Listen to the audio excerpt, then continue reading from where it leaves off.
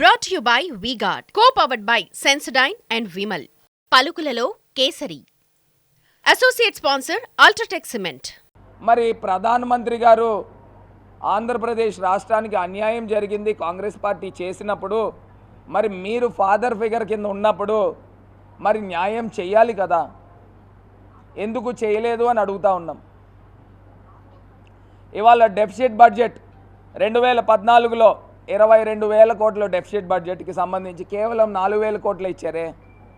Polavaram project 55,000 కోట్లు 19-20 గాను revised budget ఉంటే కేవలం మీరు 15,000 కోట్లు ఇచ్చారే. వెనకబడిన జిల్లాలు 50 కోట్లు ఇస్తూ ఉన్నారు ఒక్కొక్క జిల్లాకి. 7 జిల్లాలకి కలిపి 350 కోట్లు సంవత్సరానికి ఇవ్వాలి కదా. మరి 10 సంవత్సరాలకి 3,500 కోట్లు ప్రధానమంత్రి గారు ఇవ్వాలి కదా. కేవలం 4 సంవత్సరాలే ఇచ్చి ఎందుకు ఆపు చేశారని ప్రధానమంత్రి గారిని ప్రశ్నిస్తూ ఉన్నాం. మరి ఇవ్వాలి కదా డబ్బులు. కేవలం నాకు తెలిసి 1,200 కోట్లే ఇచ్చారు. చంద్రబాబు నాయుడు గారు ఎప్పుడైతే ఎన్డీఏ నుంచి బయటకు వచ్చేసారో ఇమీడియట్గా ఆపేశారు. మేము ప్రశ్నిస్తూనే ఉన్నాం, మేము అడుగుతూనే ఉన్నాం. మరి అసలు కేబీకే తరహాలో వెనకబడిన జిల్లాలకి కనీస పక్షాన 1,000-1,500 కోట్లు ఇవ్వాలి ఒక్కొక్క జిల్లాకి, కానీ 50 కోట్లు ఇస్తున్నారు. కానీ అది కూడా ఇవ్వాలి కదా, అది కూడా ఆపేశారు. మరి ఇదే రకంగా రైల్వే జోన్కి సంబంధించి మరి రైల్వే జోన్ ఏమన్నా ఇచ్చారండి ప్రధానమంత్రి గారు? అది కూడా ఇవ్వలేదు కదా. మరి అదే తరహాలో రామాయపట్నం పోర్టుకి సంబంధించి అది చట్టంలోనే ఉంది. 2014 ఏపీ రీఆర్గనైజేషన్ యాక్ట్ చట్టంలో పలానా టైంకి స్టిపులేటెడ్ టైంకి ఫస్ట్ ఫేజ్ వర్క్స్ కంప్లీట్ అవ్వాలి. నాకు తెలిసి 2019-20 నాటికి ఆ పోర్ట్ ఓపెన్ కావాలని చట్టంలో ఉంది. మరి దాన్ని రామాయపట్నం పోర్ట్, దుగ్గిరాజుపట్నం పోర్టుకి ఏదో సమ్ టెక్నికల్ అంశం వచ్చిందని రామాయపట్నంకి మార్చారు. మరి మార్చినప్పుడు నిలబెట్టుకోవాలి కదండి, ఎందుకు చేయలేదు అని మేము ప్రశ్నిస్తూ ఉన్నాం. ఇదే స్థాయిలో స్టీల్ ప్లాంట్కి సంబంధించి, కడప స్టీల్ ప్లాంట్కి సంబంధించి దానికి సంబంధించి కూడా ఏ రకమైన ఆదరణ లేదు. విశాఖ స్టీల్ ప్లాంట్ ప్రజలు కోరుకుంటున్నారు, విశాఖ ఉక్కు ఆంధ్రుల హక్కు. మరి విశాఖ స్టీల్ ప్లాంట్ని కూడా ప్రైవేటైజ్ చేసే కార్యక్రమంలో కేంద్ర ప్రభుత్వం ఉంది.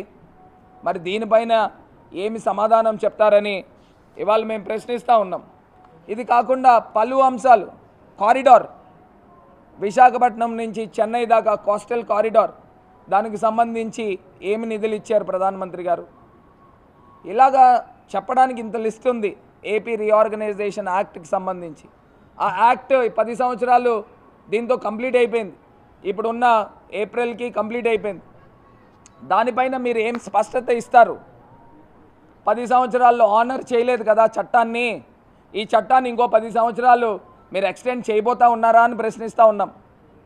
అంటే ఉమ్మడి క్యాపిటల్ కింద హైదరాబాద్ 10 సంవత్సరాలు ఎక్స్టెండ్ చేయబోతున్నారా? లేకపోతే ఈ చట్టానికి ఏం శాంటిటీ ఉంది అని ఇవాళ మేము ప్రశ్నిస్తున్నాం. ఇంకా ఆస్తులు విభజన చేయలేదు. మరి ఏ రకంగా ఆంధ్రప్రదేశ్ రాష్ట్రానికి న్యాయం చేశారో అని అడుగుతూ ఉన్నాం. మీ సర్కారు వస్తే న్యాయం జరుగుతుంది అని చెప్తా ఉన్నారు. దానిపైన స్పష్టత ఇవ్వండి. చట్టానికే ఇవాళ దిక్కు మొక్కు లేకుండా అయిపోయింది కదా. 10 సంవత్సరాలు ఏపీ రీఆర్గనైజేషన్ యాక్ట్ 2014 పార్లమెంట్లో కనీస పక్షాన ఒక 10 సార్లు మాట్లాడి ఉంటాను టెంపుల్ ఆఫ్ డెమోక్రసీలో. మరి దాన్ని ఆనర్ చేయట్లేదు కదా. అంటే దీనికి బాధ్యత ఎవరు తీసుకుంటారు? దీన్ని ఎవరు ప్రశ్నించాలి? అంటే ఇవాళ భారతదేశంలో రాష్ట్రాలు చెన్నై అయిపోతూ ఉంటే మెజారిటీ ఇదివరకు ఆంధ్రప్రదేశ్ బార్గెనింగ్ కెపాసిటీ 42 ఎంపీలు, కానీ ఇవాళ 25 ఎంపీలు అయిపోయినాయి. అంటే 42 మంది ఎంపీలు ఒక తాటి మీదకి వచ్చి కేంద్రం పైన ఒత్తిడి చేస్తే ఖచ్చితంగా ఏ కేంద్రమైనా కొంచెం తగ్గుతుంది. ఇవాళ 303 ఎంపీలతో అబ్సల్యూట్ మెజారిటీతో కేవలం బీజేపీ ఉన్నారు కాబట్టి మీ ఆటలు మీకు జరుగుతూ ఉన్నాయి.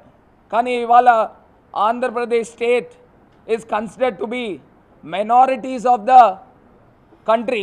Brought to you by V-Guard, co-powered by Sensodyne and Vimal. పలుకులలో కేసరి. Associate sponsor UltraTech cement.